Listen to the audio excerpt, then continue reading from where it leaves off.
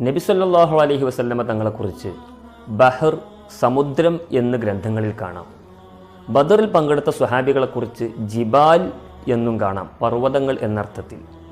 ഇനി ഇത് കണ്ട് നബിതങ്ങൾ എന്താ വെള്ളമാണോ, സ്വഹാബികൾ മലയും പർവ്വതങ്ങളൊക്കെ ആണോ എന്നൊന്നും അന്വേഷിച്ച് ആരും പോകരുത്. അതൊക്കെ കേവലം ഉപമകൾ മാത്രമാണ്. അള്ളാഹുവിൻ്റെ മാർഗത്തിൽ ധനം ചെലവഴിക്കുന്നവരെക്കുറിച്ച് വിശുദ്ധ ഖുർആൻ പറയുന്നത് അവർ ധാന്യമണികളാണ് എന്നാണ്.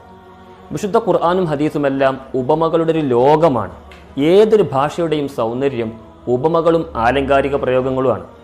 ഇവനൊരു ധീരവീര പുരുഷനാണ് എന്ന് പച്ചക്ക് പറയുന്നതിനേക്കാൾ രസകരമാണ് ഇവനൊരു പുലിയാണ് എന്ന് പറയുന്നത്.